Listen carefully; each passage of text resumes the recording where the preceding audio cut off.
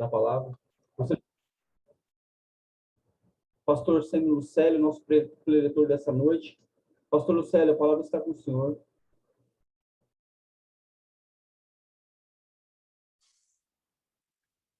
Pastor André, muito obrigado pela oportunidade que me foi dada. Hoje nós temos o altar de Rondonópolis, Mato Grosso do Norte. E essa reunião de sábado é muito importante. Obrigado de verdade por essa oportunidade. Também quero agradecer a presença de todos os pastores, co-pastores, os pastores auxiliares, irmãos que estão conosco na sala. Muito obrigado. Nós já fizemos a oração de arrependimento, muito poderosa. Então nós vamos entrar. Hoje foi um dia importante para nós aqui na Flórida. Nós estávamos orando para o nosso arrependimento. Nós fizemos já o terceiro arrependimento hoje. Gastamos todo o dia fora da nossa casa para Miami, onde foi o lugar que fizemos. Dá mais ou menos 1h40. E foi muito poderoso. No final da nossa comunhão, eu gostaria de mostrar algumas fotos para os irmãos do que aconteceu hoje. Muito poderoso. E eu estou feliz porque o Dr. Biel Teixeira, o nosso bispo sênior, ele já chamou hoje que o Brasil também vai estar em pano de saco agora no final desse mês. Isso é maravilhoso. Todo o Brasil vai para as ruas mais uma vez se vestir de pano de saco. Esse caminho que o Senhor escolheu para nós, ele é exatamente para matar o orgulho, a soberba. Irmãos, vocês nem imaginam do que Deus está nos livrando. Nem imaginam. Eu quero falar um pouquinho sobre isso nessa noite. Eu espero poder ajudar todos vocês. O ponto é esse. Nós precisamos estar claro de uma coisa. Quem vencer vai herdar tudo. Quem perder não herda nada. Em outras palavras, nós não temos direito de perder. Eu me refiro ao arrebatamento. Todo que perder o arrebatamento não herda nada. E eu menciono coisas positivas. Eu menciono um corpo glorificado, eu menciono a imortalidade, eu menciono a incorruptibilidade, eu menciono a poder estar na presença de Deus, poder participar da mesa das bodas do Cordeiro, poder entrar na eternidade para sempre.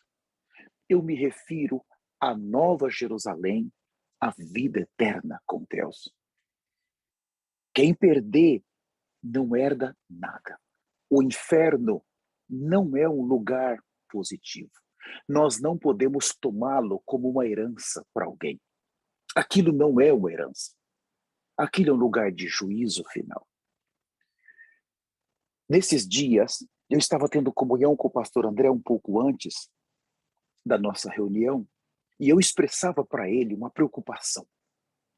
Irmãos, nós, na quarta-feira, recebemos uma palavra dos poderosos profetas da eternidade. Nós já estávamos vindo em uma sequência de celebrações. Então, as celebrações, o Senhor foi ocupando as reuniões globais de quarta-feira, as vigílias da sexta-feira global e as reuniões globais de domingo, o Senhor foi ocupando com as celebrações. Nós nunca vimos tantos aleijados, cegos, nunca vimos andar e ver como nós estamos vendo agora. Mas estamos fazendo diferente de Cafarnaum, porque Cafarnaum viu muitos milagres que Jesus fez e eles não celebraram, não se converteram. Então, o castigo para Cafarnaum vai ser muito grande. Nós não somos Cafarnaum, nós estamos vendo os milagres e nós estamos celebrando. Aleluias! Isso é poderoso. Agora, quando eles chegaram na quarta-feira, havia uma celebração, mas eles falaram mais ou menos 3 horas e meia. Depois veio a celebração daquela cega, aquela senhora que viu 34 anos sem poder ver. O Senhor abriu os olhos dela. Mas na quinta-feira, durante o nosso discipulado internacional com o Dr. Augusto Macuengo, eles vieram e eles fizeram um resumo para nós. Irmãos, vocês sabem que eu anoto muita coisa. E eu estou trabalhando mais uma vez em uma lista de pecados.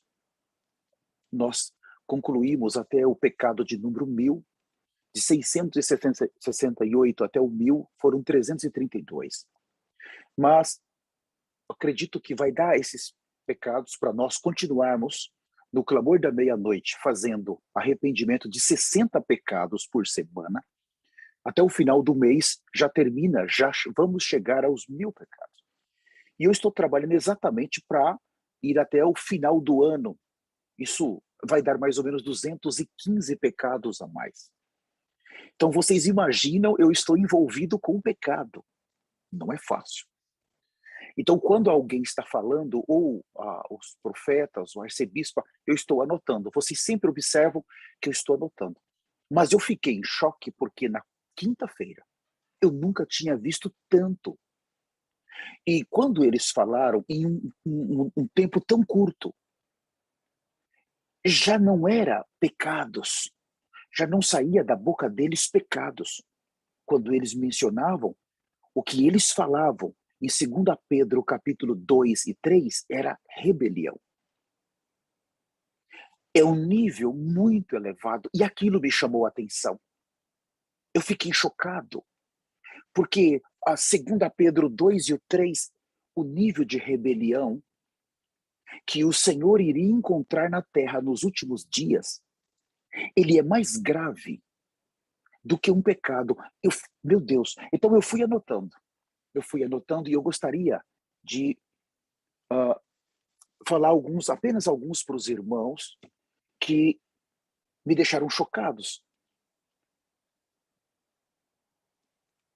O primeiro que ele falou, ele não toca abertamente, aquilo o Espírito me dá e eu fecho aquele pecado. E quando vem já o pecado, ele já me dá o versículo. Eu vou para o versículo. Então, se você faz 200 pecados, tem que ter pelo menos 250 versículos. Porque há pecados que você precisa de 2, 3, 4 versículos, ou até mesmo um texto. Então, um pecado que eu escrevi na quinta-feira foi abandonar a cruz de Cristo. Mas isso é um pecado grave. Agora, esse pecado, ele abre a porta para os outros 14, porque em um dia é 15 pecados que nós tratamos do clamor da meia-noite. Então, você pode ver que o primeiro pecado, ele é a porta para os demais. Eu não sei como, mas isso tem ocorrido. Eu não tinha percebido, só a nossa arcebispa, ela recentemente no clamor, ela falou, esse primeiro pecado, ele abre para os demais. Eu não sei se vocês ouviram ela falar. Eu fiquei chocado. Então, quando eu começo a ver ela falar, eu falo, mas como que foi escrito isso? Como? Porque eu simplesmente peguei e escrevi. Como que aquela sequência que está colocada ali, eu não tive essa capacidade. Mas agora eu escrevi, abandonar a cruz de Cristo. Isso está, eu não vou passar os versículos porque não é esse o meu encargo. Eu vou abrir apenas para os irmãos. Mas já está tudo pronto aqui, essa relação. Então, o segundo, permitir pecado na igreja. Oh, irmão, aqui ele começou a entrar já em 2 Pedro. Permitir o pecado na igreja. E eu observando, falei, puxa, Senhor, quantas vezes, primeiro, eu abandonei a tua cruz, mas segundo, quantas vezes eu permiti o pecado na igreja. Irmãos, eu tenho 25 anos que eu estou servindo com a minha esposa. Meus filhos já nasceram em viagens. Irmãos, eu pequei muito. E eu permiti muito pecado na igreja. Estava tendo comunhão com o pastor André e nós chegamos à conclusão que nós fizemos isso realmente. O outro, permitir heresia destruidora na igreja. Não é apenas uma heresia, nós vamos ver hoje, é uma heresia que destrói a igreja. E esse pecado está relacionado à rebelião. Nós vamos ver isso daqui a pouco. Depois tem um outro, permitir ser reduzido o padrão de santidade de Deus na igreja. Reduzir o padrão de santidade de Deus na igreja. Irmãos, eles falaram na quinta-feira. Isso aqui é muito grave. Quantas vezes eu fiz isso? Ah, mas não importa, isso é um pecadinho. As irmãs chegavam quase nuas nos cultos. Ah, mas aqui o diretor-geral, o presidente-geral não permite que você fale aqui que as irmãs estão com pouca roupa, você tem que pregar o evangelho, fecha os seus olhos para isso. Mas, irmãos, isso aqui é sério. É sério, porque você acaba promovendo a cobiça, que é um pecado terrível, que é você promover a cobiça na igreja. Isso também eu anotei. Senhor Jesus, como que eu não via isso? Tem um outro. Permitir modernismo entrar dentro da igreja. Ele usou essa palavra modernismo muitas vezes. O que é modernismo? Aqui tem uma série de itens. Por exemplo, a irmã casada dentro da casa. Existe hoje o quê? Os movimentos. Movimentos que a igualdade. Então, a mulher ela tem a igualdade. Ela manda mais do que o homem na casa. Modernismo é você pegar o que hoje eles consideram modernos e trazer isso para a igreja. Igualdade social. Nós temos direitos de fazer o que nós pensamos. Se vocês fizerem isso na igreja, os direitos humanos vão tocá-los. Aqui nos Estados Unidos é pior, porque tem coisas aqui que se você for fazer, a polícia te prende na hora. O modernismo, irmãos. Homens, eu não estou generalizando, mas hoje os homens homossexuais, boa parte deles, os direitos dos homens aqui nos Estados Unidos foram arrancados. Então, como o homem ele não pode exercer a sua autoridade, ele acaba se tornando homossexual. Porque ele não pode falar alto com a mulher, ele não pode falar alto com a mulher, ele tem que tomar muito cuidado, senão ele vai preso. Então, ele não pode, se frustra, vira homossexual. Então, o modernismo é um pecado terrível, e eu permiti isso entrar. É terrível. Eu vou ler mais um. Permitir direitos humanos, política, democracia entrar dentro da igreja. Eu nunca imaginei que isso era um pecado.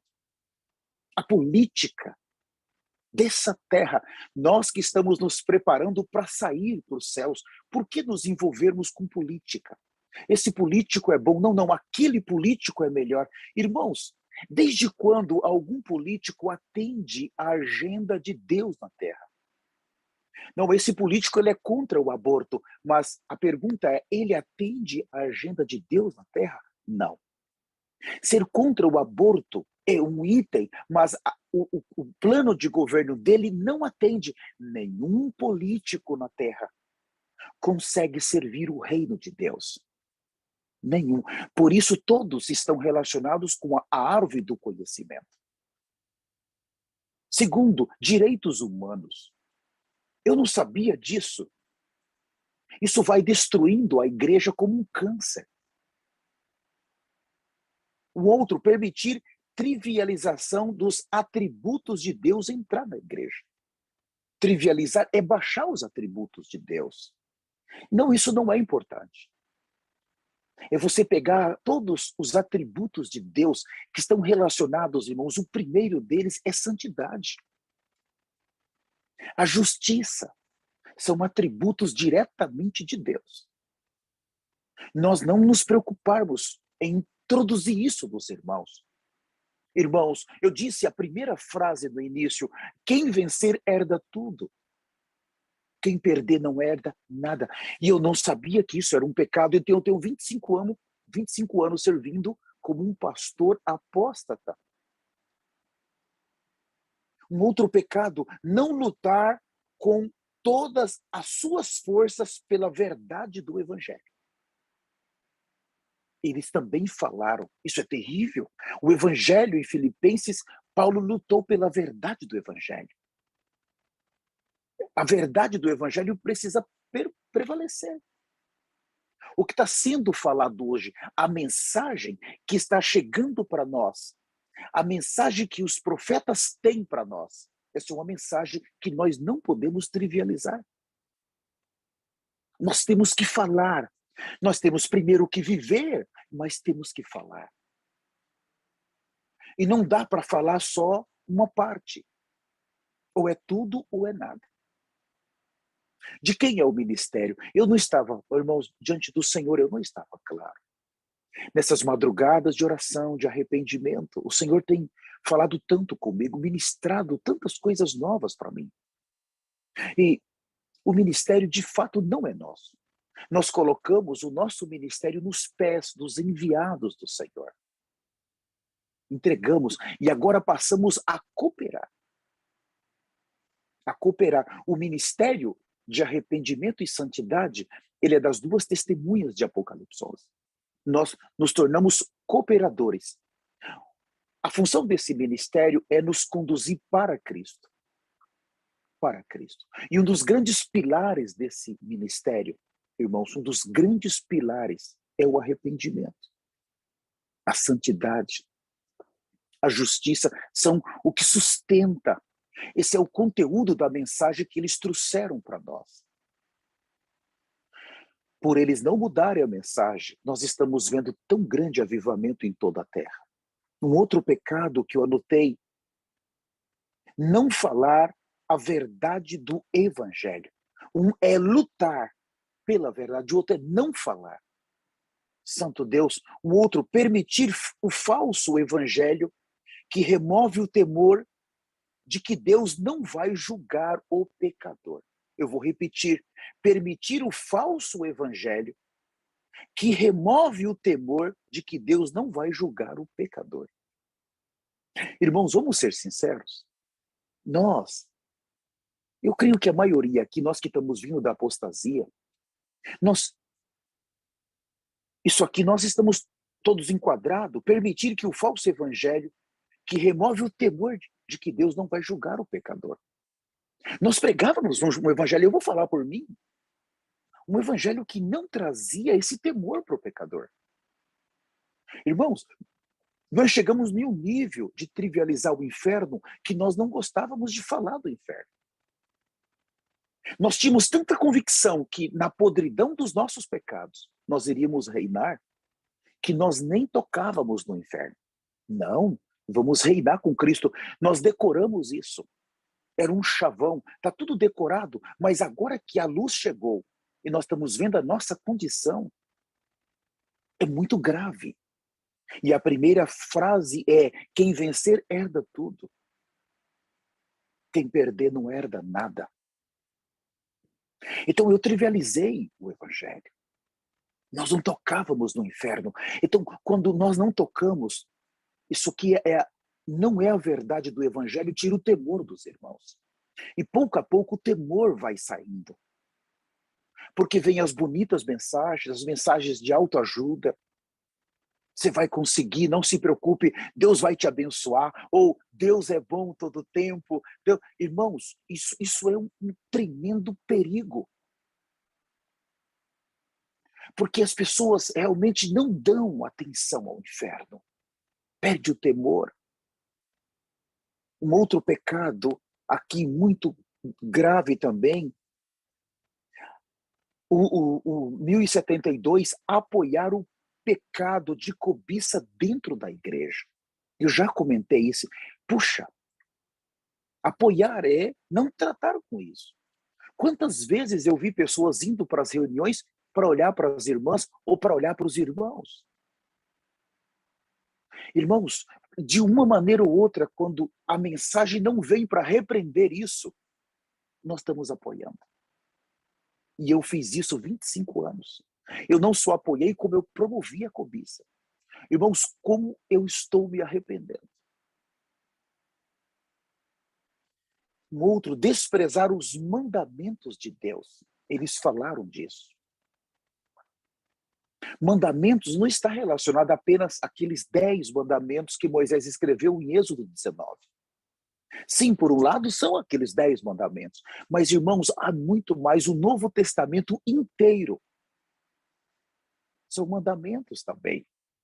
Um testamento, ali você tem o que é positivo, mas você também tem o que é negativo. No reino de Deus, não existe dentro do reino de Deus um sistema de política que envolva democracia. Irmãos, o reino do qual nós fazemos parte, o sistema de governo é um sistema de governo real.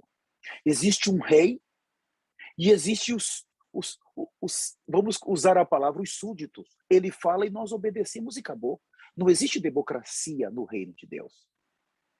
Então, nós temos no reino de Deus benefícios, quanto benefício, mas nós também temos o quê?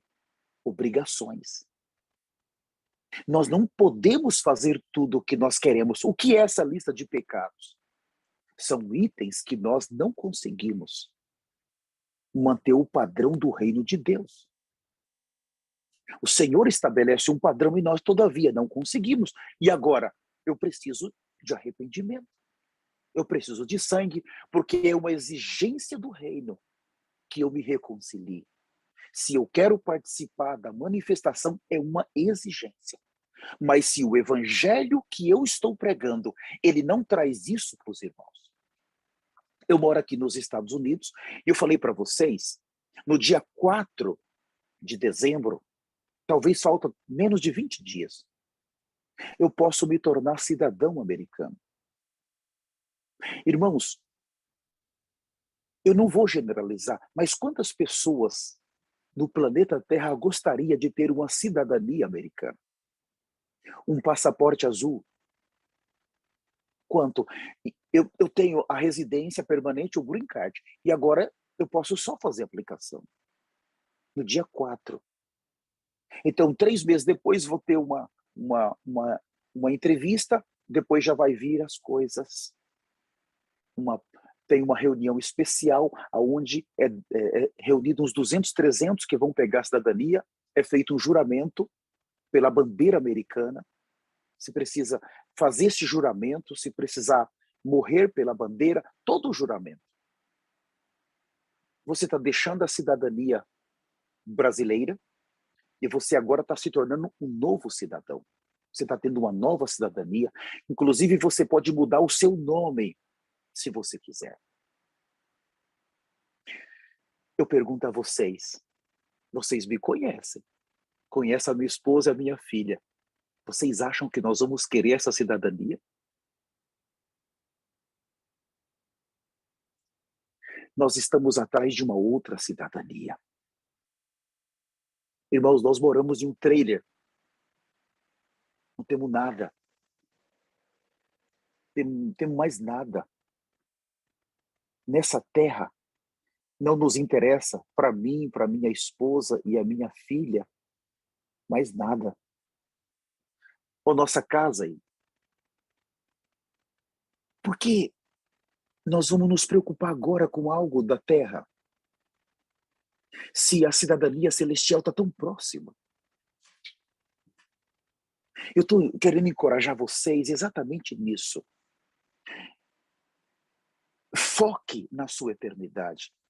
Eu estava orando esses dias de madrugada e me veio, porque como a nossa casa, ela tem essas rodas, então a casa não fica no chão, ela é móvel, tem 4 rodas e ela não fica no chão. Aí o Senhor me mostrou claramente, eu falei, puxa, eu contei para a Patrícia e a Ana, ele me mostrou claramente que Nós já não estamos mais nessa terra. Há algumas vezes, irmãos, que nós ficamos dias aqui dentro, sem sair para fora. Nós só vamos lá fora algumas vezes, pega uma água e já volta. Não dá tempo. Nós estamos tão envolvidos com as coisas de Deus. Atendendo os irmãos, preparando vídeos, fazendo edições. Nós, muitas vezes, nem pisamos mais no chão. E eu falei para minha esposa e a minha filha, eu falei, olha, nem no chão estamos pisando, mas realmente o Senhor quer que nós vamos embora daqui. Agora, por que uma cidadania? Há um padrão do nosso reino. Para mim me tornar um cidadão americano, eu vou ter direitos, muitos benefícios. Irmãos, vocês nem imaginam. Eu vou poder entrar em qualquer parte do mundo onde os Estados Unidos têm, onde eles têm embaixada, tranquilo, respeitado. Fora os benefícios aqui dentro, você vai realizar muitas coisas porque abre as portas para o americano. Mas eu pergunto a vocês, do que isso me serve? Só que também eu tenho deveres, muitos deveres. Com os céus, irmãos, é um padrão mais elevado. Se você pegar Mateus 5, 6 e 7, ali nós temos o padrão dos cidadãos do reino. E é muito elevado. Por isso que agora que nós estamos entrando na palavra dos profetas, quando eles já estão nos introduzindo na eternidade, porque agora o ponto final é a glorificação. Então eles estão tratando com os últimos pecados, que é uma exigência. Uma vez que nós recebemos o Senhor, nós entramos para dentro do reino de Deus, nós cometemos pecados. E o reino exige algo de nós. Exige um arrependimento com sangue urgente. Para que nós saiamos dessa terra, o reino exige isso. Exige. O padrão da santidade e da justiça de Deus não é negociado. Nós temos, no reino de Deus, nós temos muitos benefícios. Nós temos toda a proteção da nuvem, mas há exigências também. Agora, é muito importante isso também que eu vou falar. Quando Adão, ele caiu no pecado, e ele pecou, entrou ali na humanidade, de acordo com Romanos 5,12, entrou a condenação e a morte. Assim, a morte passou a todos os homens, porque todos pecaram. Isso é um fato. Quando Jesus Cristo chegou, ele vem como uma opção única. Se você aceitar o Senhor, recebê-lo em seu espírito, viver agora, passar pelo batismo, e viver um padrão de santidade que o reino exige, e seguir a orientação dos 2 profetas do Senhor, agora nessa reta final, a chance de entrarmos no arrebatamento é 100%.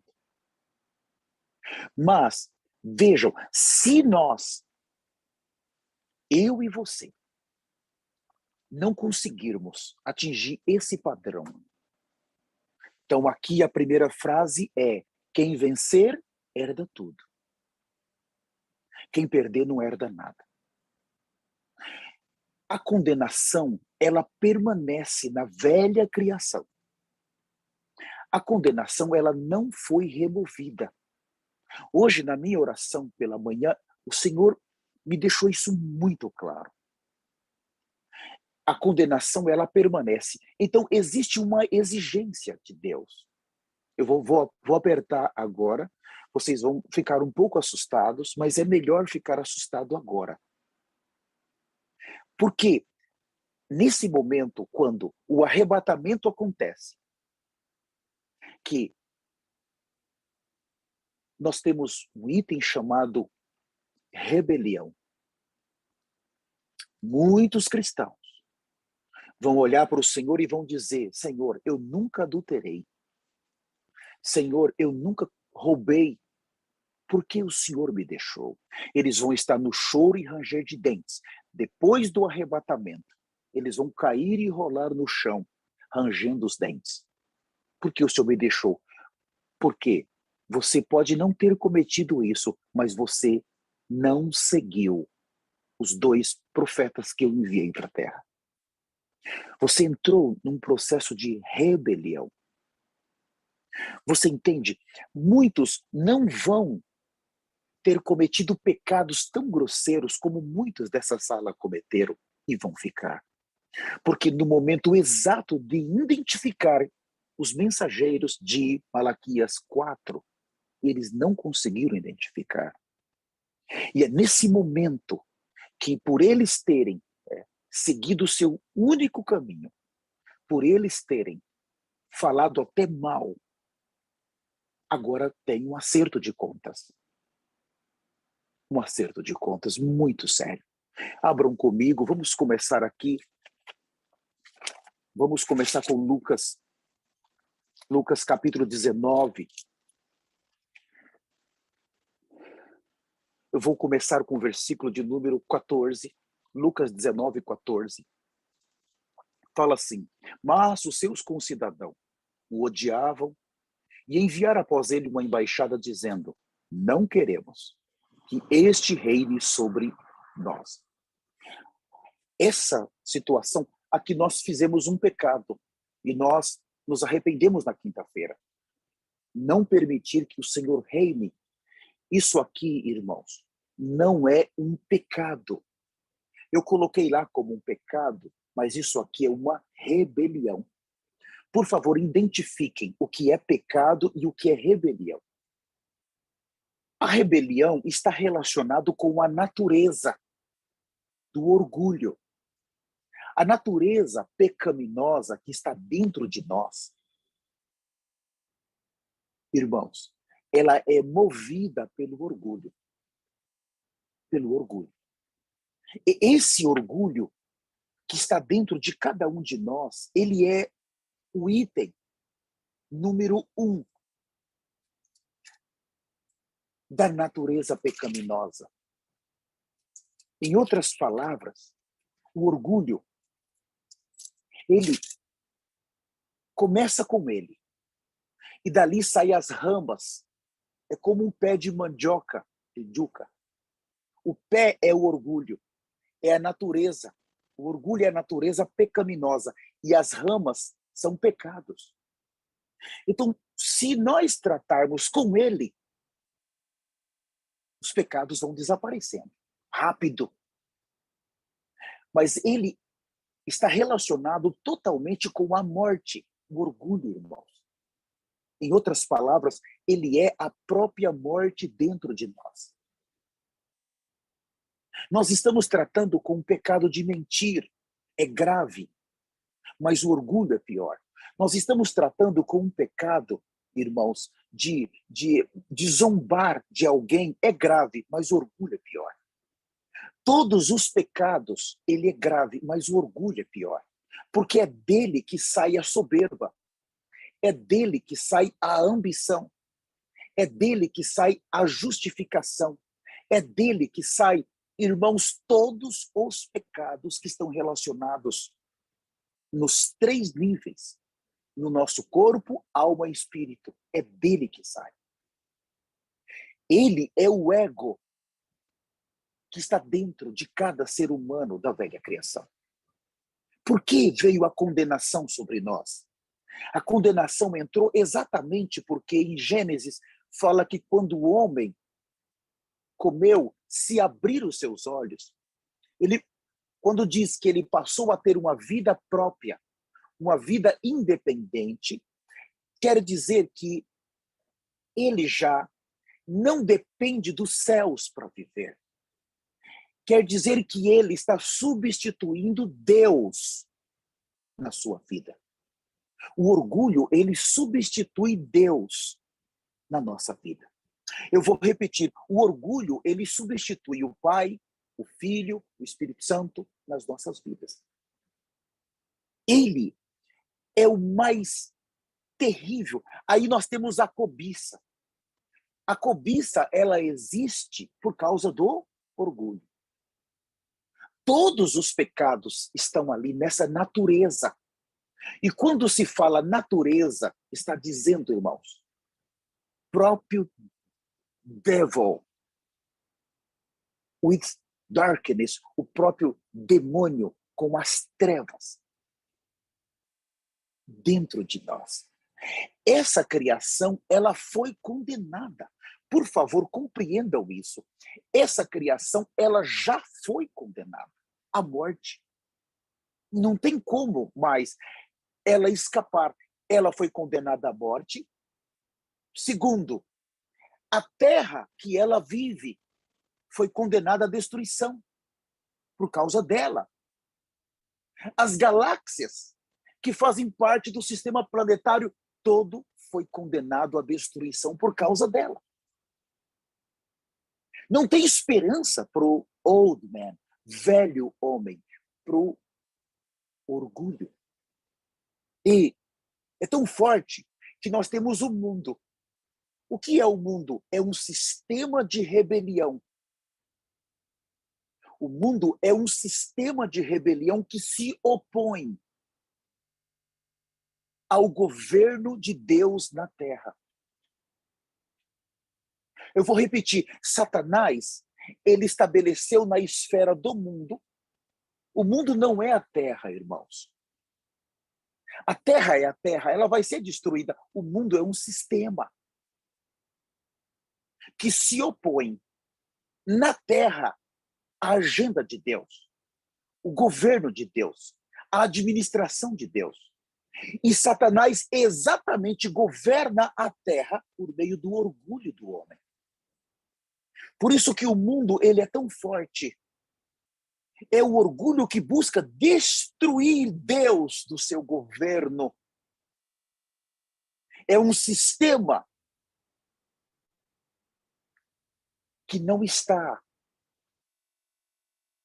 a favor do reino de Deus, mas ele é contra ao reino de Deus. E Satanás consegue governar a terra por meio do homem e da mulher. Orgulho. Por exemplo, eu vou te dar um exemplo do que é o orgulho na vida. Eu irmãos, falo para vocês com muito cuidado. Temor de Deus. Todos nós que temos um depósito, palavra, um certo conhecimento, nós temos que tomar mais cuidado. Porque esse tipo de pessoa, como nós que estamos nessa sala, por termos um grau de conhecimento, nós podemos cair mais rápido e a queda é muito rápida. É muito rápido. Eu vou dar um exemplo. Há um tempo atrás, nós ainda estávamos na apostasia. Eu já falei isso para minha esposa, minha filha. E se passaram muitos anos que eu estou servindo a Deus e eu conhecia o orgulho na doutrina. Eu conhecia a cobiça na doutrina. São verdades importantes que estudamos isso. Mas doutrinariamente falando, é bom você conhecer, mas o conhecimento termina te levando para a morte se você não tem experiências com aquilo. Então eu ouvi uma mensagem, eu não estava ainda nesse santo ministério. Enquanto a pessoa falava, irmãos, foi a primeira vez que eu identifiquei o orgulho. Eu não estava nesse santo ministério, mas eu já estava sendo ministrado pelos 2 profetas do Senhor há 8 anos. Muito tempo, e eu estava comendo as mensagens, e eu não conseguia identificar. De tanto ouvir, eu comecei a ficar claro. Primeiro, ter uma visão de mim mesmo. O Senhor começou a mostrar a minha pessoa. Foi quando aquele irmão falava, dava uma mensagem, e eu, irmãos, puxa, mas ele podia ter tocado nesse ponto. Não, esse ponto. E eu iria compartilhar. Depois que ele terminasse, eu iria falar 5 minutos dentro do que ele falou. Eu iria falar. Então eu falei, mas ele não podia. Enquanto ele falou, irmãos, eu fui, mas isso aqui, ele podia ter falado aqui. Não, agora ele podia ter tocado aqui. Esse ponto aqui ele pulou. Quando ele terminou, e eu estava ali cheio de itens, eu tinha mais um monte de versículos, e eu disse, ele pulou isso aqui. Quando me tocou para falar, irmãos, eu não consegui não tocar naqueles itens que eu senti que eu tinha que falar. Então, eu toquei em todos aqueles itens, nos meus 5 minutos, acabou a reunião, e eu fiquei com aquela sensação dentro de mim. Ela já estava desde o começo, mas uma sensação assim, puxa, uma voz, aquela voz que fala, puxa, o irmão realmente ele não tocou no que ele tinha que tocar. E eu podia ter falado esse ponto também. Eu podia. Mas aí, irmãos, passou assim o tempo inteiro, eu comecei conversando. Eu fui tomar café com a família, mas o tempo inteiro eu podia ter tocado nesse ponto também. Esse ponto aqui, eu tinha só 5 minutos, eu precisava de mais tempo para tocar nesse outro ponto. Irmãos, eu fui falando, tomei café, a minha esposa, a minha filha, ali tinha alguns jovens, e dentro de mim aquela voz, puxa, eu podia ter falado, esse ponto aqui eu tinha que ter melhorado, puxa, isso aqui não podia, eu não podia ter deixado isso para trás. Irmãos, eu tomei banho, eu fui para a cama, e aquilo na minha mente, eu conversando comigo mesmo, e em certo sentido o meu coração disparava. Então, o que nós entendemos, a mente ela fica acelerada. Passou-se mais ou menos umas 2 horas, toda a minha família dormiu e eu ali. Puxa, eu podia ter tocado nesse ponto. Não, mas esse ponto... Irmãos, a verdade foi me levando. E eu comecei a ver no que o irmão falou a Bíblia inteira. E o meu coração disparando. E eu ali não conseguia dormir. Chegou um momento, irmãos. Eu sentei na cama. Falei, tem alguma coisa errada aqui. Foi a primeira vez que eu identifiquei o orgulho dentro de mim. Eu parei. Eu não ia dormir. Porque houve tempos, irmãos, que eu passava a noite inteira em claros. Pensando na palavra. Pensando o coração disparando. Aquela palavra que o irmão falou, aquela. E eu não identificava que aquilo era o orgulho. De que eu poderia fazer melhor. Foi naquele momento, então, que eu fui diante do Senhor pela primeira vez, mais de 20 anos como um pastor. Eu não sabia o que era o orgulho e nem como ele se manifestava em mim. Irmãos, eu fui diante do Senhor. Eu falei, Senhor, isso aqui é o orgulho.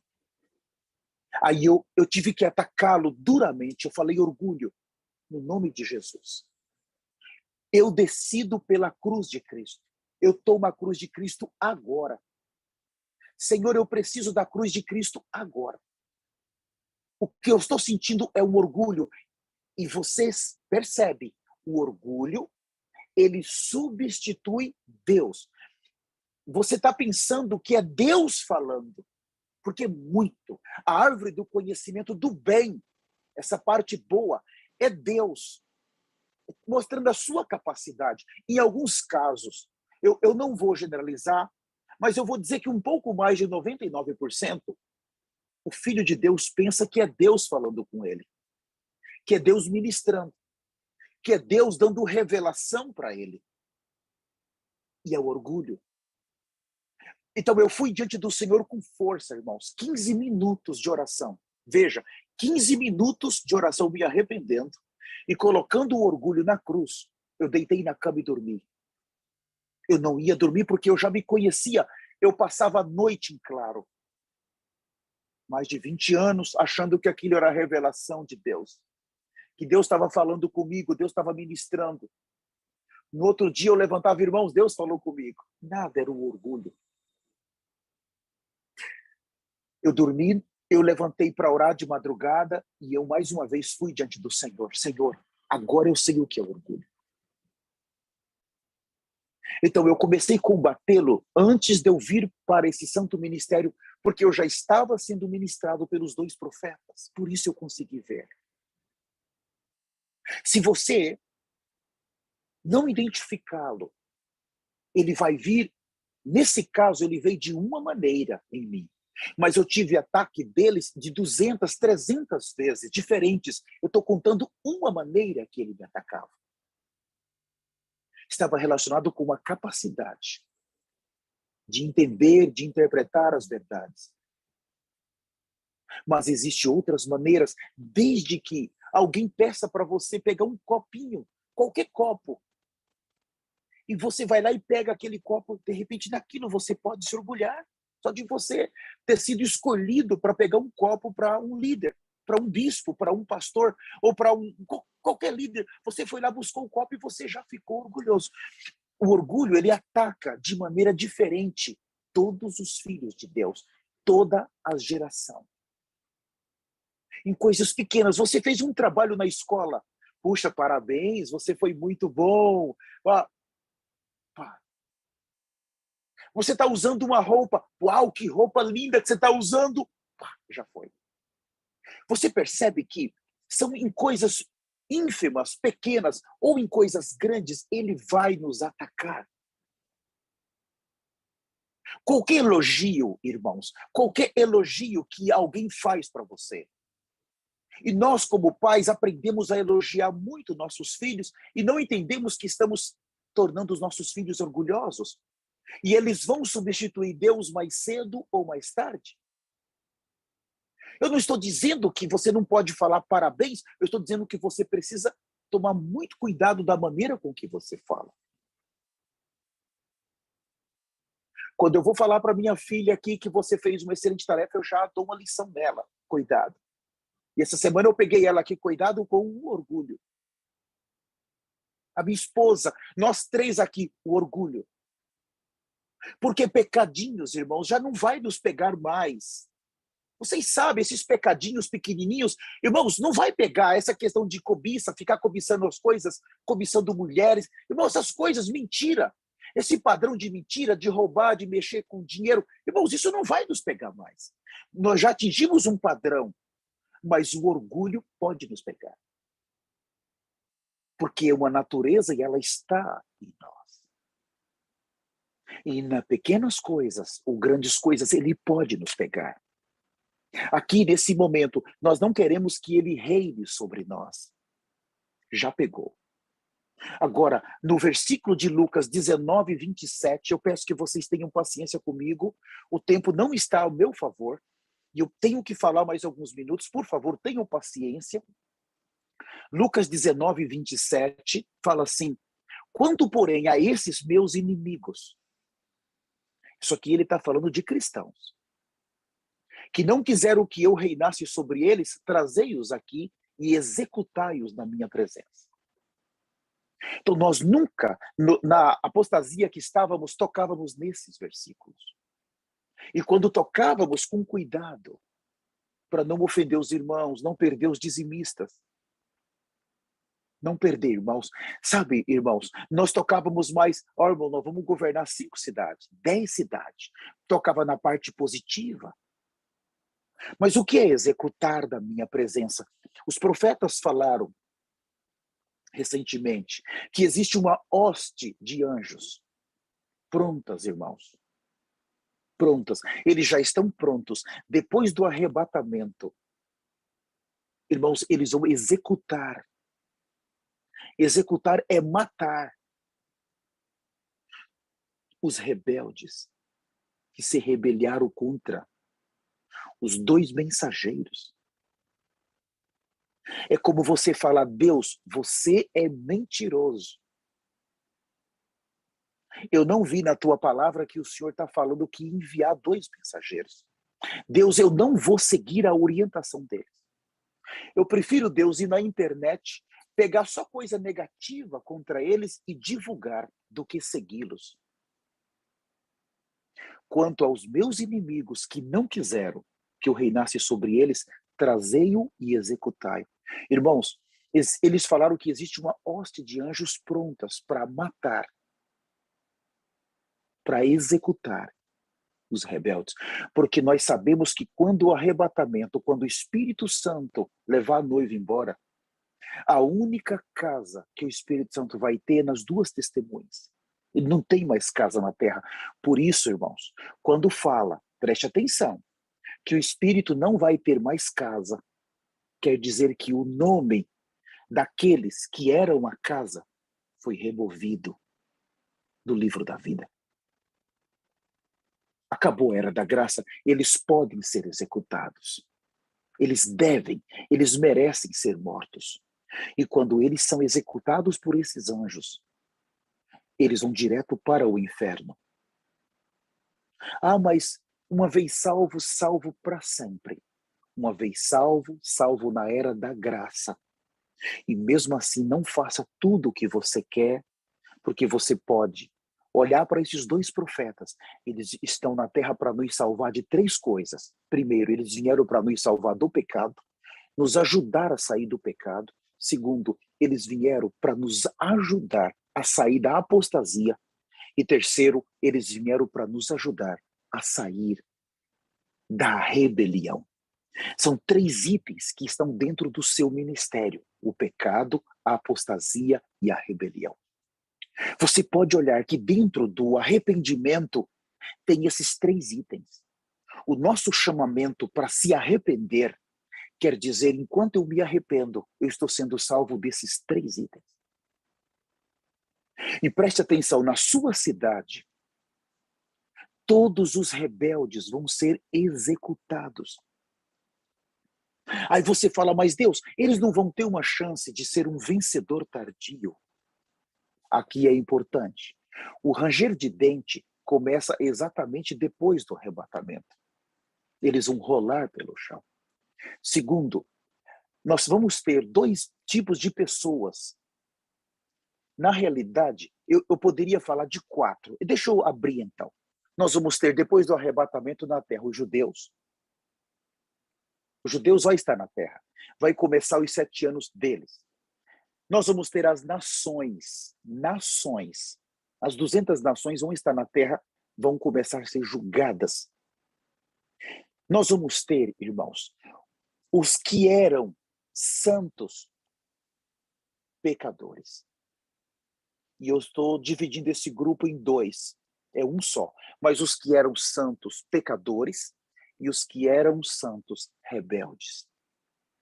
Então, tem duas categorias de cristãos. Existem os pecadores e existem os pecadores rebeldes. Então, os rebeldes, eles serão executados. Agora, os pecadores, aquele que vivia olhando alguma pornografia, aquele que, de alguma maneira, ele tentou. Ah, mas ele está naquele grupo centenário, eu não vou citar aqui nomes. Ele perdeu o arrebatamento. É um homem natural, mas nunca se rebelou. Então, ele pode ter uma chance sendo assassinado pelo anticristo. Ele pode ter essa chance. Não estou dizendo que todos vão ter, porque o número, de acordo com os profetas, que vão ser assassinados de ex-cristãos é muito pequeno. Eu diria que mais de 90% não vai conseguir resistir ao anticristo. É um número pequeno que vão ser assassinados sem negar. Agora, aqueles do quinto selo, a maioria, eles falaram que são judeus, que vão ser assassinados por não receber a marca do anticristo.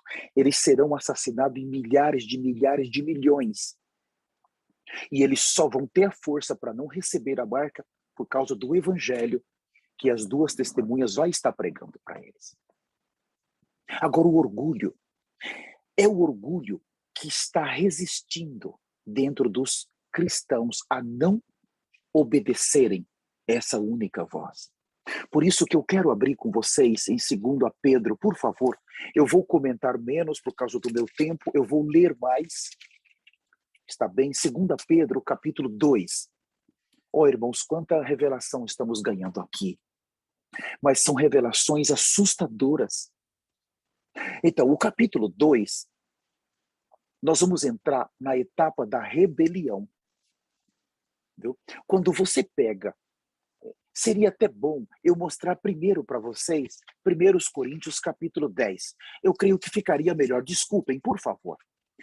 Vamos 1 Coríntios capítulo 11. Eu vou ler com vocês apenas um versículo. 1 Coríntios 11, o versículo 3. Esse versículo é o versículo mais sério do Novo Testamento. É o mais duro. do Novo Testamento. Por quê? Porque ele trata do encabeçamento. Irmãos, esse versículo aqui, ele é o mais duro, porque ele toca diretamente na pessoa do velho homem, que é o orgulho. Então, 1 Coríntios 11:3 fala assim: quero, entretanto, que saibais. Paulo está dizendo, você tem que saber disso. É importante que você saiba. Quero, entretanto, que saibais. Ser Cristo o cabeça de todo homem, o homem o cabeça da mulher e Deus o cabeça de Cristo. O que é isso? Nós temos o Pai, o Filho, o homem e a mulher. Isso chama-se governo universal. Deus estabeleceu isso. Quem estabeleceu? Deus. Deus muda? Não. Deus não pode mudar? Não. Ah, mas os homossexuais hoje são milhões no mundo inteiro, não pode mudar? Não. Ah, mas o movimento que temos aqui disso não pode mudar? Não. Porque Deus, irmãos, nos céus, eu vou falar isso com muito cuidado, você tem que tocar nisso. Por um lado, ele é um Deus que não muda, mas por outro, ele muda. Você fala, mas como? Nos céus, ele não muda, mas na terra ele pode mudar. Ele pode. Quando Moisés falou, Senhor, olha aqui, eu estou há 40 dias no monte.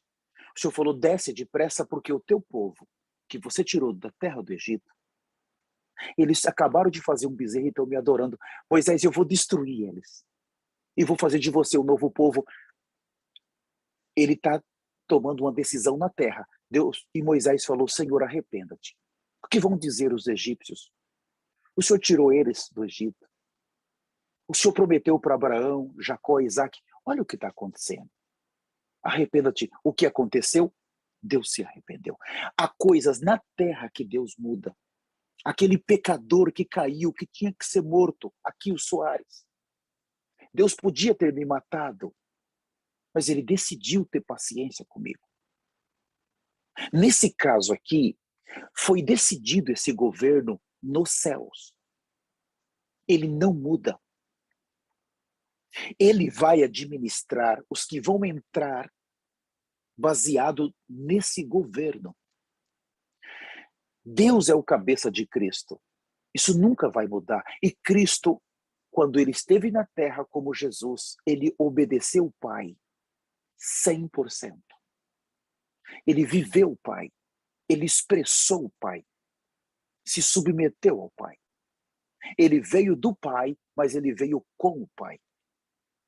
Agora, quando chega no homem, aí começa o problema. Porque se Cristo submete ao Pai, o homem não consegue se submeter a Cristo. Eu não vou nem tocar na mulher. Não. Porque hoje nós vemos como há um pecado, né? Os direitos iguais. O modernismo da igreja. Isso é um perigo de colocar a mulher no mesmo nível. As irmãs que reivindicam esse padrão, todas vão ficar como anticristo. Todas. Nós não podemos mudar. Deixa o mundo mudar. Deixa o modernismo mudar. Deixa eles fazerem. Eles vão ter o justo juízo deles. Mas nós nos submetemos. E nós fazemos isso por amor. Por amor.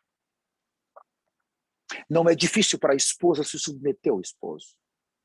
Não é difícil para o esposo se submeter a Cristo. E não é difícil para Cristo se submeter a Deus.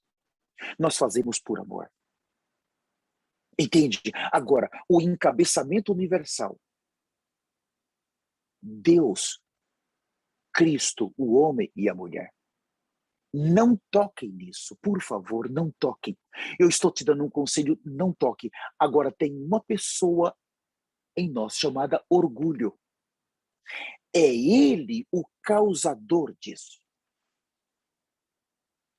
Ele é o causador. Quando ele se manifesta, Ele é a própria morte em nós. Quando ele se manifesta, ele nos levou para a velha criação. E a velha criação, ela já está condenada. A velha criação já está em rebelião contra Deus.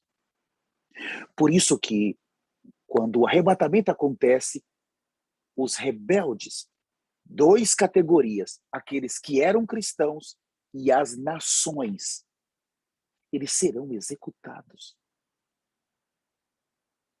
Irmãos, eu estou chocado. Quantos que pegou um evangelho fácil e bonito? O arrebatamento vai ser no meio dos 7 anos. Nós temos chance. Nós vamos ver o anticristo se manifestar, nós vamos ver o quê? Nós vamos ver os judeus construir o templo, nós vamos ver os 2 profetas chegar. No meio dos 7 anos é que vai ter o arrebatamento. Irmãos, nós aprendemos esse evangelho. Olha, se nós não conseguir agora, não se preocupa que depois tem as trevas exterior, não é tão difícil. Mas na Nova Jerusalém, todos nós vamos estar juntos. É mentira. Irmãos, não é verdade isso. Não é verdade. Aí está o grande perigo, como que nós somos conduzidos para um evangelho barato, que facilitou o pecado, que fez com que nós alimentássemos nosso ego, nossas ambições. Você já imaginou se os teólogos tivessem apontado o profeta Elias? Se eles tivessem falado, quando ele chegou agora, todas as igrejas se submetessem, você pensou que avivamento aconteceria? Os céus têm capacidade para 8 bilhões de pessoas, eles falaram. Então agora, vamos para 2 Pedro capítulo 2, por o tempo eu só vou fazer mais leitura, vou comentar muito pouco. Então, esse padrão de 1 Coríntios 11, ele começa agora aqui. São aqueles que não se submeteram a Cristo. O encabeçamento. Então, 2 Pedro capítulo 2 fala assim como no meio do povo surgiram falsos profetas. Falsos profetas, assim também haverá entre vós falsos mestres, os quais introduzirão dissimuladamente heresias destruidoras, até o ponto de renegarem o soberano Senhor que os resgatou, trazendo sobre si mesmo repentina destruição. E muitos se guiarão às suas práticas libertinas, e por causa deles será infamado o caminho da verdade. Também, movidos por avareza, farão comércio de vós, com palavras fictícias, para eles o juízo lavrado a longo tempo não tarda, e sua destruição não dorme. O 4, ora, se Deus não poupou anjos quando pecaram antes, precipitando-os no inferno, os entregou a abismo de trevas, reservado-os para o juízo, e não poupou o mundo antigo, mas preservou a Noé, pregador da justiça, e mais 7 pessoas, quando fez vir o dilúvio sobre o mundo de ímpios, e reduziu a cinzas a cidade de Sodoma e Gomorra, ordenou-as a ruína completa, tendo-as posto como exemplo a quantos venham a viver impiamente. Irmãos, parece que Pedro não está falando isso aqui para cristãos. Olha o padrão da rebelião, irmãos. Olha o padrão. Isso aqui é muito grave. Eu nunca tinha visto dessa maneira. Para mim, puxa, eu vou pregar um evangelho doce. Então ele está pegando o versículo 1, 2 e 3, está mostrando o tipo de rebelião que iria estar dentro das igrejas. E aí, a partir do versículo 4, ele vai mostrar o tipo de juízo que Deus usou para os rebeldes da época de Noé, da época de Sodoma e Gomorra, e ele está dizendo, Deus vai usar exatamente para vocês. Os anjos, só um pecado eles cometeram. Adão só cometeu um pecado. Não teve redenção para Lúcifer. Não teve redenção para Adão. E o Senhor preparou uma redenção para nós. Mas mesmo com essa redenção, os homens seguem em rebelião. Uma vez que não aceita que Deus, que Cristo os governe, é rebelião. Eu não queria ler, mas eu vou ler com vocês para vocês entenderem. Por favor, marquem isso. Ainda, 2 Pedro capítulo 1, eu vou ler com vocês a partir do 16. Veja, os profetas não estão lendo, mas eu sinto que eu devo ler. Porque o apóstolo Pedro, ele fala assim no 16, porque não vos demos a conhecer o poder e a vinda do nosso Senhor Jesus Cristo seguindo fábulas engenhosamente inventadas, mas nós mesmos fomos testemunhas oculares da sua majestade. Veja, nós estamos estudando sobre o Monte da Transfiguração. Agora, o apóstolo Pedro vai dar esse único testemunho da vida dele. Irmãos, Pedro caminhou com Jesus 3 anos e meio, mas só existe um testemunho que marcou Pedro. Olha o versículo 17. Pois ele recebeu da parte de Deus Pai honra e glória, quando pela glória excelsa lhe foi enviado a seguinte voz: este é o meu filho amado, em quem me comprazo. Aonde que aconteceu isso? No Monte da Transfiguração. Agora o 18. Ora, esta voz vinda do céu, nós a ouvimos. Quem ouviu? Pedro, Tiago e João. Nós a ouvimos quando estávamos com ele no Monte Santo. Veja, esse dia que o Senhor levou Pedro, Tiago e João para o Monte da Transfiguração. E o Senhor veio Moisés e Elias. Olha, irmãos, como que isso aqui é forte. Moisés e Elias, eles vieram para trazer um recado de Deus para Jesus. E a nuvem veio. Lucas 9 fala que a nuvem desceu. E Moisés e Elias, eles estavam vivos. Estavam vivos. Eles vieram como homens. São 2 anjos do juízo que percorreram toda a Bíblia e que agora estão conosco agora.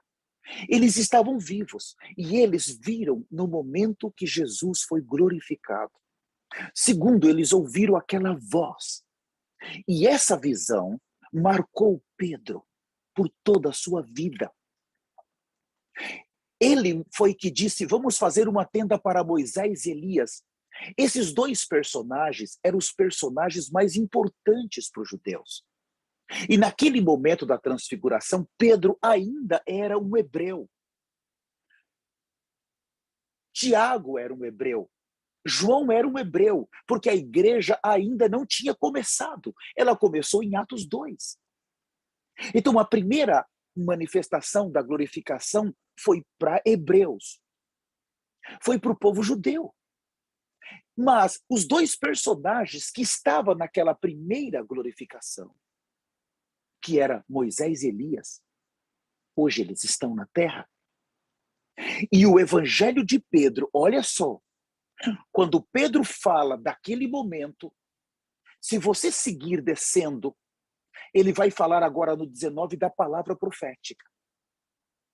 E a palavra profética que Pedro vai falar, que nós precisamos ouvir, porque ela é como a candeia, essa palavra vai ser ministrada por os 2 profetas que estavam no monte, naquele dia que marcou Pedro. Pedro viu eles chegarem, viu eles conversar com o Senhor. Pedro estava ali. Tiago e João, depois eles foram embora. Foram para onde, irmãos? Desapareceram na nuvem. Na nuvem. É um portal, irmãos. Nós, os vencedores, a porta. O arrebatamento, de todo o planeta Terra. Nós vimos isso já. Talvez alguns novos aqui na nossa sala, eles não viram. Mas eu falei para vocês Aqui está o planeta Terra. Lembra que eu falei algo para vocês? E aí um portal, irmãos. Eu não sei o lugar. Se eu moro aqui, você mora aqui, outros moram por aqui. No momento do arrebatamento, todos vão se dirigir para cá. E eles falaram que esse portal está exatamente em Jerusalém. Naquele portal que Elias subiu. Naquele portal onde o próprio Jesus, quando ele ressuscitou. Há um portal ali que vai ligar. Todos nós vamos ter que nos encontrar naquele lugar e juntos nós vamos subir para o norte. Então, a nossa saída da Terra, ela é tão chocante que não importa o lugar que você mora, não importa. Você vai ter que passar por esse portal. Vamos dizer que o portal seja nesse pontinho branco. Quer dizer que nós, então, nos encontramos. Todos nós nos encontramos nesse lugar. Não importa o seu lugar. E daqui nós, então, seguimos para onde? Em direção aos céus. E os céus está quando todo o universo termina. Todo o universo foi criado por ele. Os céus, quando termina o universo, os profetas falaram, aí está os céus. Então, nesse momento, quando nós olhamos para esse Pedro na nuvem, se abre. É nesse lugar que a nuvem se abre, eles viram uma porta. E nós nos encontramos debaixo dessa nuvem. Essa nuvem vai até aquele portal e nós entramos por essa porta que abre na nuvem. E nós seguimos em direção ao céu sem nenhuma parada mais. E eles disseram que nem olhar para trás nós olhamos. E é uma viagem de milésimos de segundos. Não tem mais, porque fala da velocidade da luz nesse corpo glorificado. E em seguida pisamos nos degraus e entramos. A glória que nos espera, nós vamos entrando e eles viram nós entrando, desaparecendo naquela glória, indo em direção ao Cordeiro de Deus. Sendo recebidos por aquela grande festa que já está pronta para nós. Agora, Pedro ficou chocado. E quando nós chegamos agora, por favor, ainda 2 Pedro, eu já estou indo para finalizar. 2 Pedro capítulo 2, versículo de número 7, fala assim: ele livrou o justo Ló, afligido pelo procedimento libertino daqueles insubordinados. Porque este justo, pelo que via e ouvia quando habitava entre eles, atormentava sua alma justa cada dia, por causa das obras iníquas daqueles. E porque o Senhor sabe livrar da provação os piedosos e reservar sobre castigo os injustos para o dia do juízo. Especialmente aqueles que, seguindo a carne, andam em imundas paixões e menosprezam qualquer governo. Aqui está falando dos dois profetas. A rebelião menospreza qualquer governo. Senhor Jesus, é muito forte. Atrevidos, arrogantes, não temem, difamam autoridades superiores. Não se submetem, não aceitam o Senhor governar. 11. Ao passo que anjos, embora maiores em força e poder, não proferem contra elas juízo infamatório na presença do Senhor. Esses, todavia, como brutos, irracionais, naturalmente feitos para presa e destruição, falando mal daquilo em que são ignorantes, na sua destruição também hão de ser destruídos. Irmãos, estão falando muito mal dos guerreiros da eternidade, vão ser destruídos. O 13, recebendo injusta ou injustiça por salário de injustiça que praticam, considerando como prazer a sua luxúria carnal em pleno dia, quais nódoas e deformidades eles se regalam nas suas próprias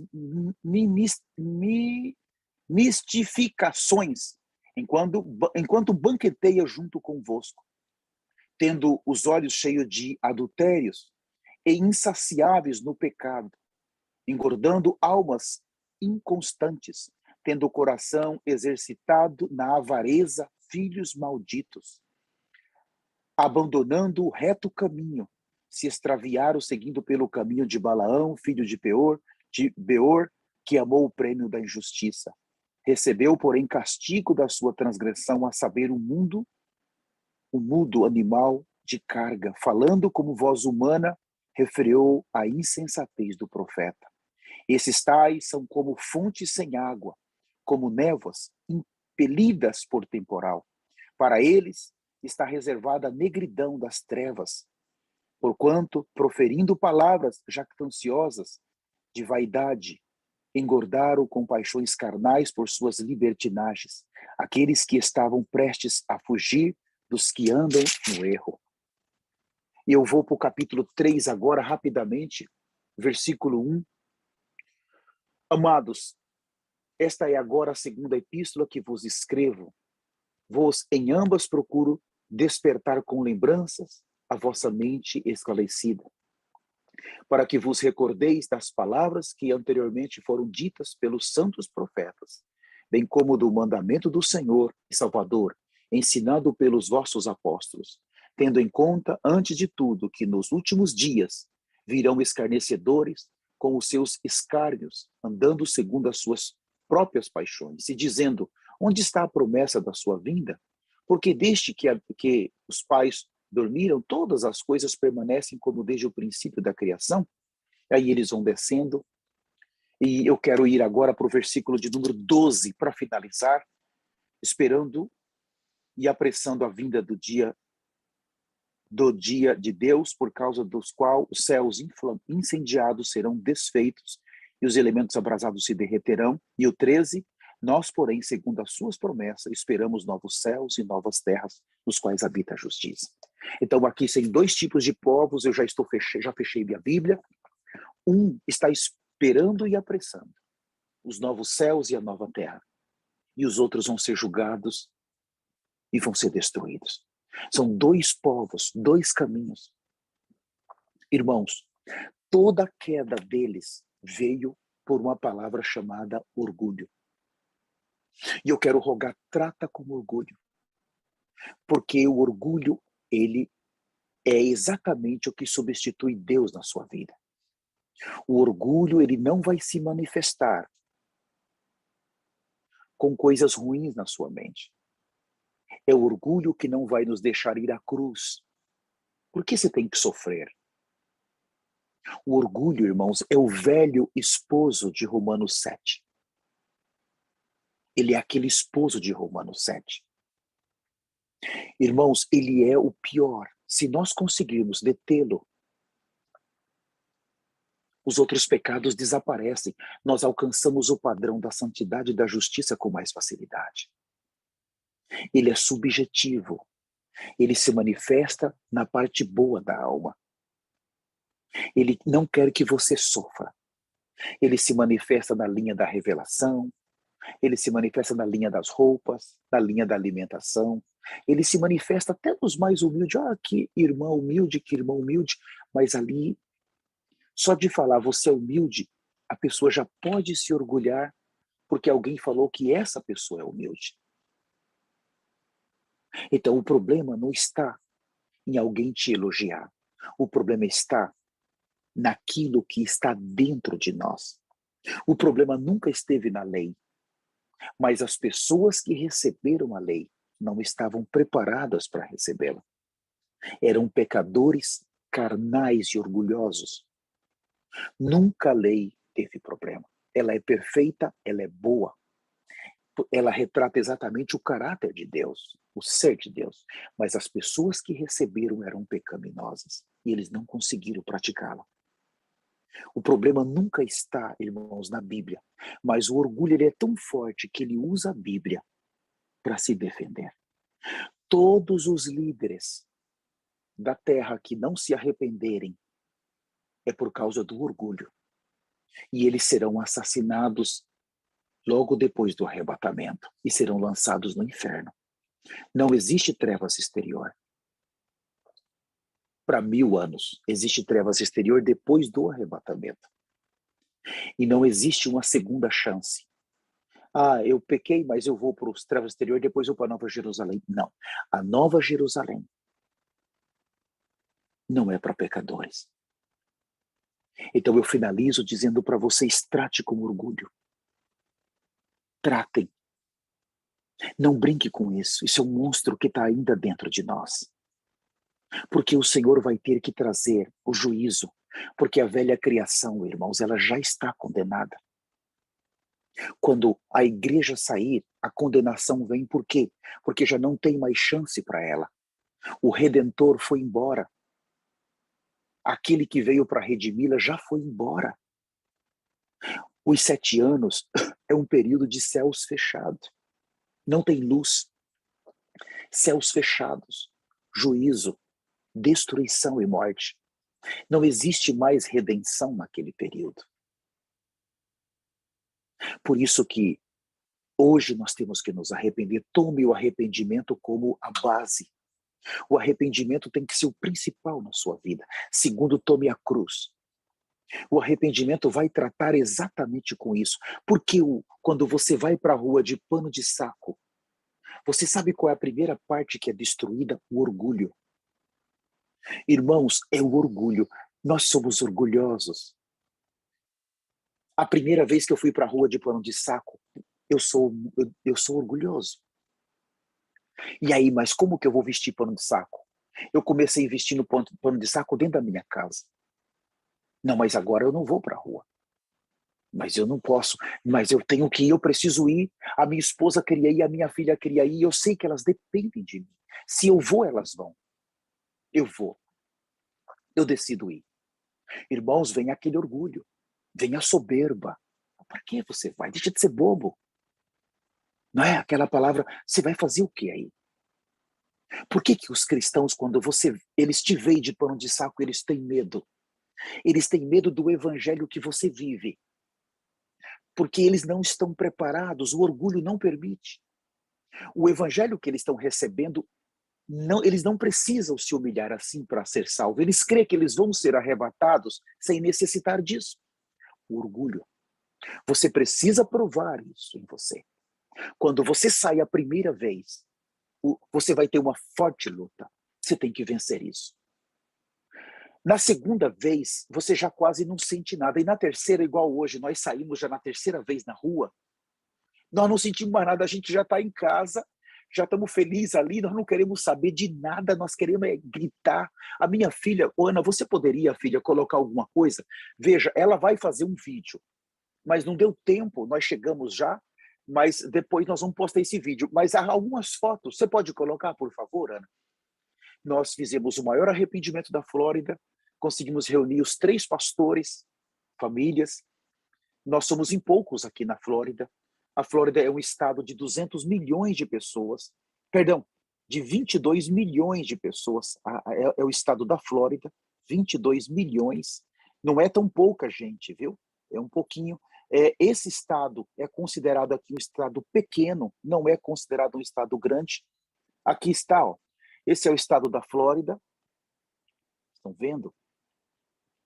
Esse é o mapa nosso. Ó. É pequeno aqui, vocês estão vendo? Ou seja, nós moramos exatamente aqui, nós estamos aqui. Deixa eu apontar para vocês. A ver. Olha, nós estamos exatamente aqui, ó. Nesse pontinho. Nosso trailer está exatamente aqui nesse ponto vermelho agora, do lado desse lago. Nós estamos colados com esse lago. Então, nós descemos, aqui está Miami, está vendo? Fizemos o arrependimento aqui em Miami. Descemos para cá. Então tem um pastor aqui, mas aqui nós temos um segundo pastor que já atravessou para o ministério. Ele está aqui nessa cidade chamada Lakeland. Ó. Então nós já saímos por aqui, fomos lá, daqui para cá dá mais ou menos 3 horas, daqui para cá dá 1h40. Então nós fizemos o primeiro arrependimento, só eu, minha esposa e minha filha. E a outra filha já de meu genro. Fizemos aqui em Miami. Aqui não é a capital, mas é uma cidade muito conhecida. Tem Miami, Miami Beach, né? Muito grande aqui. Então, nós subimos, visitamos esse outro pastor, convidamos ele, ele desceu hoje, veio para cá. Então, nós reunimos esse pastor aqui, tem um pastor aqui e mais nós, 3 pastores. Foi o arrependimento que esses 3 pastores já atravessaram para o ministério, já são do ministério. Ana, você pode passar, tem alguma coisa aí, filha? Então, foi positivo. Esse é Pode passar, filha. É a corte de Miami. Corte é o fórum. Esse é o fórum de Miami.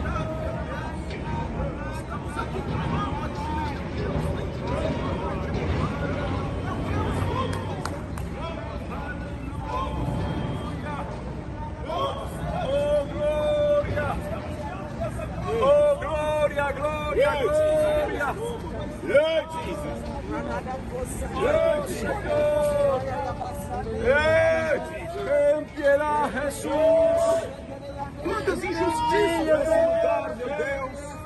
Tende misericórdia de nós, meu Senhor, agora! No poderoso nome de Jesus! Jesus is calling! No poderoso nome de Jesus! Senhor, estamos te clamando por misericórdia, Senhor! Misericórdia de nós, profeta, Senhor! Misericórdia das nossas vidas, Senhor! Porque pecamos contra ti! Pecamos contra os céus! Pecamos contra a terra, meu Deus! Nosso coração não é limpo, não é puro! Agora o teu juízo chegou a nós! Deve ter mais alguma coisa. Todos nós, existem pastores americanos, só falam inglês, tem o pastor hispano que fala só espanhol e temos nós. Então, nós fizemos o arrependimento em 3 línguas. Tem mais alguma coisa? Você não tenha vergonha. Isso aqui estoura o seu orgulho. Acaba com você.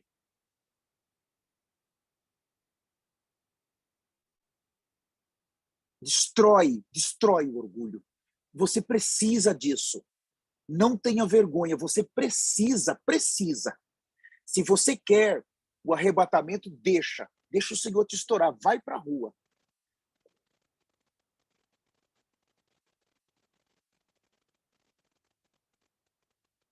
Esses prédios, nós estamos bem no centro. Da realidade, não é o centro ainda. Essa corte em Miami não é ainda o centro, mas é um lugar. Né? Nós estamos ali, todos nós de joelhos. Nós ficamos muito tempo dessa vez, irmãos. Ficamos quase 3 horas. Não queríamos sair. Foi fluindo, e foi chegando gente. E foi sendo evangelizado, orando por pessoas. Pessoas foram recebendo o Senhor. Então, algo foi passando ali que não deixava a gente sair. Levamos água, tinha gelo. O sol não estava quente, estava um ambiente bom. Tinha um ambiente muito bom ali. Nós estávamos em um grupo bom de irmãos, 3 pastores, esposas de pastores. Aí tá os 3 pastores. Esse primeiro aqui é o pastor latino, o pastor Joel Temprana. Ele tem uma igreja aqui em Miami. O último lá é o pastor Williams. Ele é americano, ele só fala inglês. O pastor Joel, esse primeiro, só fala espanhol. Então, esse arrependimento foi muito poderoso. O Senhor reuniu esses 3 pastores. Aí começa a chegar pessoas pedindo oração. Nós nos reunimos para orar por eles. Então, houve várias pessoas recebendo oração, pessoas que receberam realmente o Senhor ali. Tá? Foi um tempo muito glorioso, muito poderoso. Pessoas parou o carro, aí uma mulher vindo na nossa mesa de evangelismo, ali tem bastante esse material de evangelismo, vocês podem ver, água, sempre leva água para distribuir para alguém, né? Lá no carro, lá no fundo, agora vocês viram, nós estamos juntos fazendo o arrependimento aqui, já no final, fizemos um círculo, o povo está passando na rua, olha só, esse carro vai passando na rua, os carros vai parando, pedindo, quem são vocês? O que vocês estão fazendo aqui, americanos, né? O que vocês estão fazendo aqui? Que igreja é vocês? Poderoso, muito poderoso, muito poderoso. Lá está a pastora auxiliar Ana, na beira do carro, lá está. a mulher só fala inglês. Aqui mais 2 jovens passando na rua, parou, receberam já o material de evangelismo. Depois nós demos 2 águas para eles e eles pararam, receberam também oração. Agora nós estamos já em frente à corte, o grupo. Nós levamos a bandeira do Brasil, tem a nuvem. Nós estamos ali juntos, em frente à corte, o lugar que promove, ou seja, que promove a justiça do homem. É uma justiça falha e caída. E nós estamos ali em frente à corte, trazendo, de fato, buscando a restauração da justiça de Deus. Então, nós estamos em um grupo bom, faltou pessoas, faltou mais algumas pessoas que eram para estar lá conosco. A irmã Marina não pôde ir, faltou a minha filha Jade, o meu genro Kevin, as crianças estavam com febre e eles não puderam ir. Faltaram mais 3 pessoas que eram para estar conosco. Nós teríamos um total de 11, mas não tem problema. Nós reunimos esses pastores, a Ana vai mostrar mais alguma foto. Foi um tempo bom. Destrói o orgulho, irmãos. Destrói. Não tenha medo. Não vai acontecer nada. Eu vou parar por aqui e eu queria abrir o microfone para vocês, no poderoso nome de Jesus. Pastor André, obrigado pela oportunidade. Shalom, obrigado.